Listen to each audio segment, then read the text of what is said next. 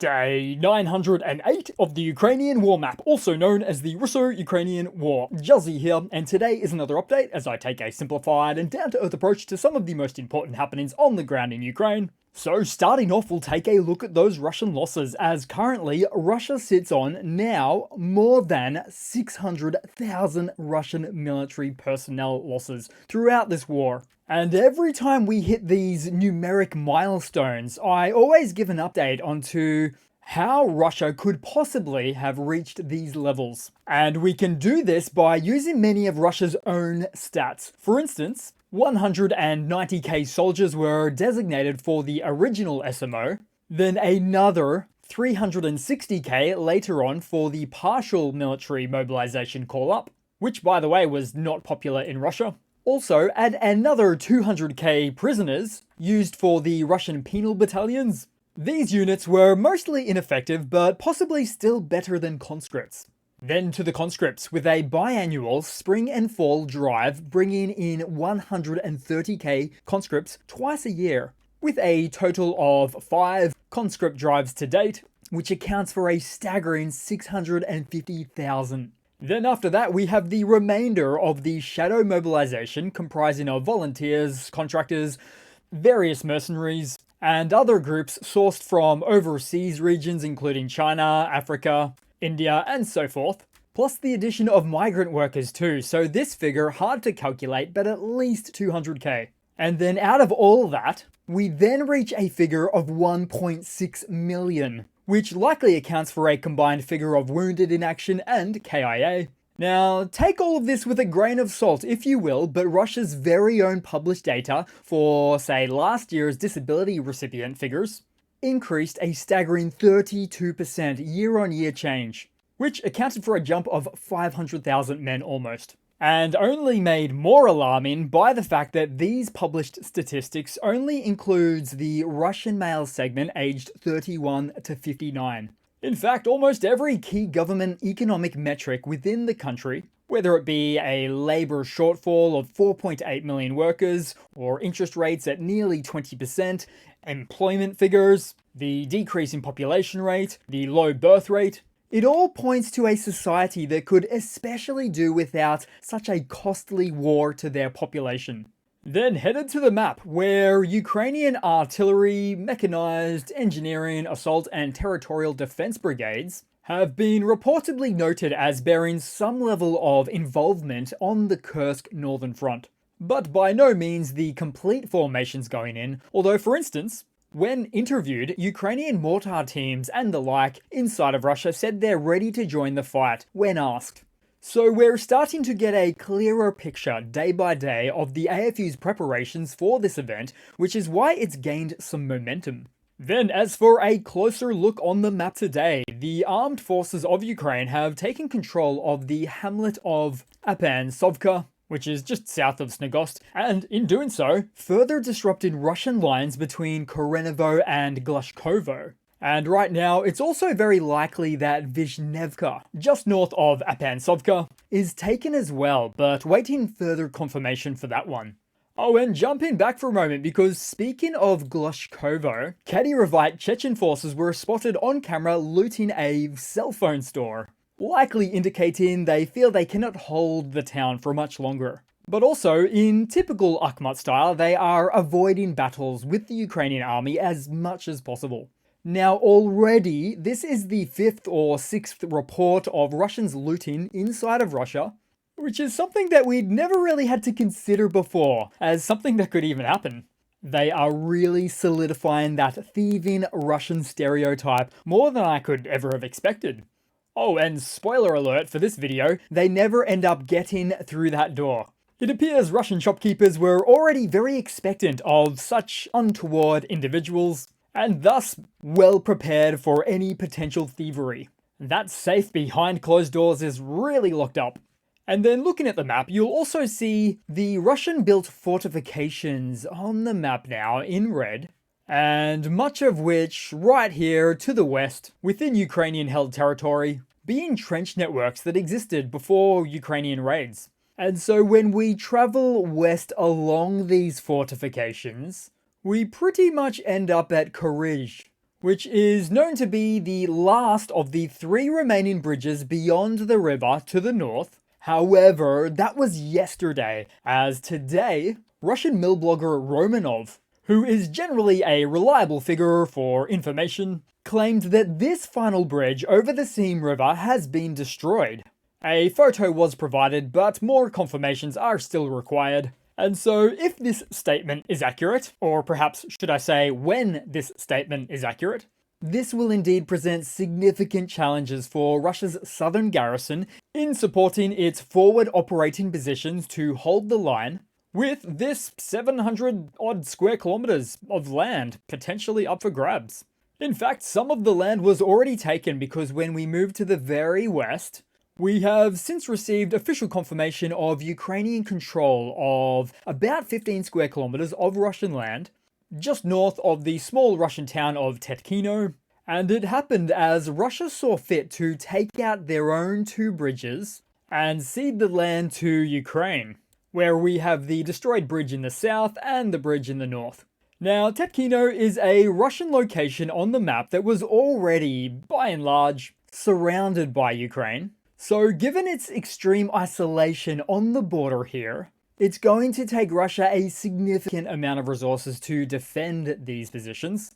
Resources of which that would become heavily constricted by the reported 3rd and final bridge destruction, or at least disabled from a newfound lacking of structural integrity. So Russia's going to need some pontoons, and lots of them, to cross the Seam River, precisely where the indicating purple ends, and some Russian telegrammers have stated their search for as many boats as possible, which is something that might only add further concerns to an already logistically challenged army.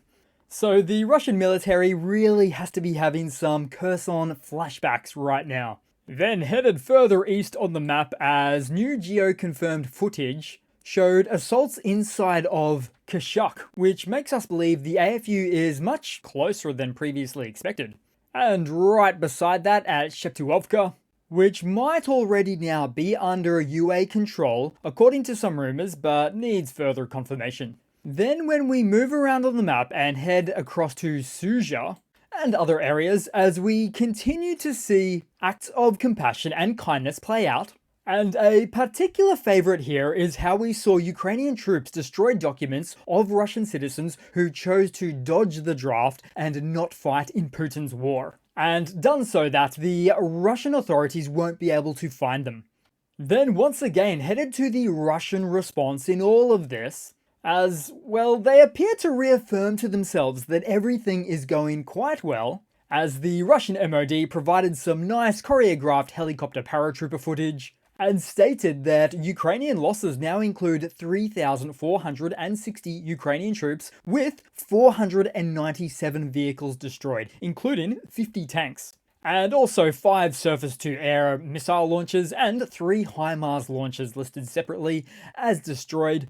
I'm almost surprised we didn't see 3 Zelenskys and 7 F-16s in that list. And take for example the 50 tanks destroyed by the Russian military within Kursk. And not that it's accurate, but it's also an admission of failure for their army in confirming that the Ukrainian tanks were able to roll over border lines in the first place.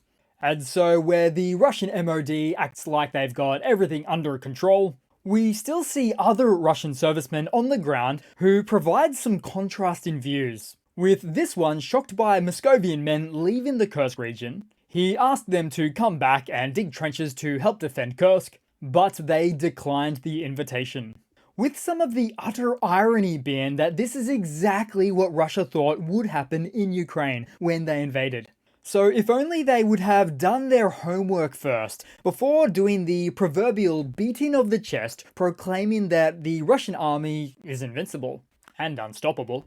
But moving on, because other Russian responses include the continued digging of trenches north of Ukrainian positions near Lvov, but I'm not finding a lot of evidence of the construction of a zigzag trenching formation, any really to date, which of course would be used to protect against blasts and shrapnel impacts. and all around, protect more troops within the trenches. So Russia is in a mad dash to create as many trench lines as they can.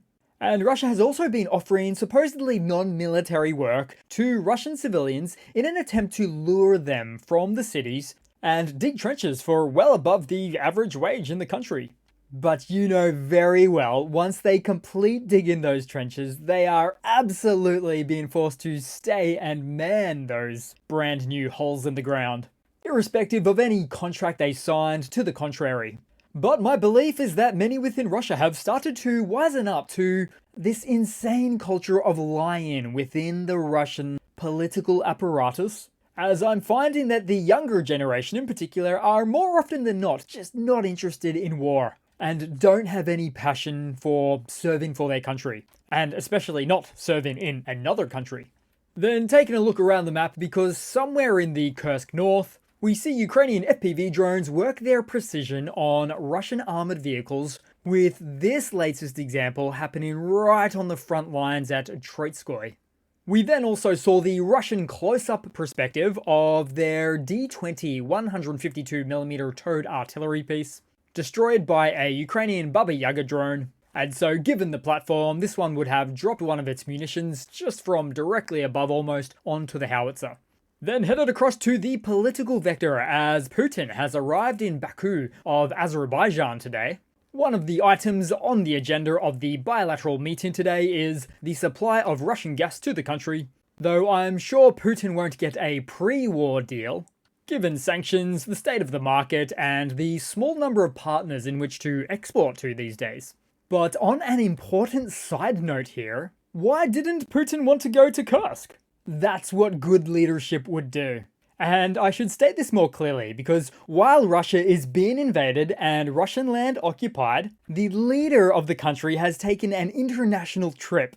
If Russia had a free and open media landscape, he would be politically ostracized for going anywhere but Kursk. Then as for some other news on the political front, we saw Putin's political ally, the Belarusian president Alexander Lukashenko, who, in an odd change of pace, was almost apologizing to Ukraine, as he claimed that the deployment of 1/3 of Belarusian troops to the border next to Ukraine was a misunderstanding, as he now believes Ukrainian troops positioned near to the border of Belarus is no longer a provocation as he previously suggested. Never mind that Belarus, over the recent past, was clearly the provocateur, with not just the deployment of troops and missiles, but accusations of Ukrainian military incursions, warnings and summons, multiple public statements of threats to Ukraine, and that was all just in the last 3 months. So clearly, Uncle Luka appears somewhat threatened by the recent Ukrainian successes in Kursk, leading to this unusual change in sentiment. And perhaps he sees the writing on the wall now that siding with Putin is not a great long-term strategy. But I won't hold my breath for that one.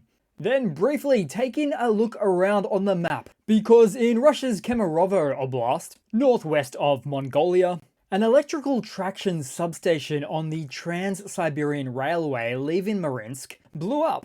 And in an almost business-as-usual fashion, as these events keep happening within Russia, and are far outside the range of any Ukrainian strike platforms to date, so potentially leading to the case of being more related to sabotage events internally to halt Russia's reliance on the railways to support their war.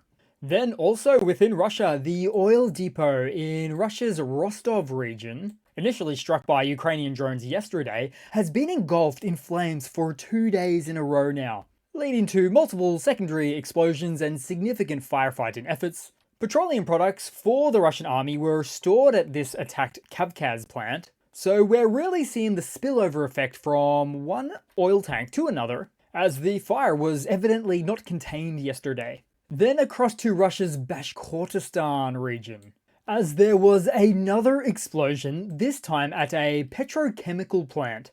A type of plant which is no stranger to spontaneously combusting in Russia, under suspicious circumstances. And so it's no coincidence given the military applications that these plants have to support Russia's invasion.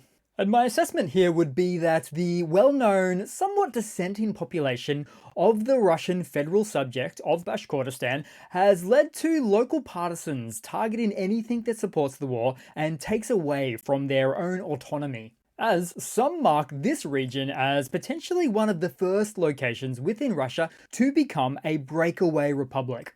Then headed across to another Russian military mobilization blunder segment today, guys. So, Russian mothers and wives are taking to local Russian social media sites to express their dislike for the current realities they face regarding their conscript husbands or sons being sent to war. But this one's with a twist, as they are publicly calling for Russian officials, including mayors, governors, Duma deputies, and high-ranking military officers like Gerasimov and Shoigu, along with all of their children, to join the front lines in the Kursk region. So these most recent actions underscore a perceived inequality in the burden of war, where officials and their families are seen to be avoiding direct participation at the expense of the remaining population. So it's no doubt a gutsy move within Russia to be calling out the government in this way.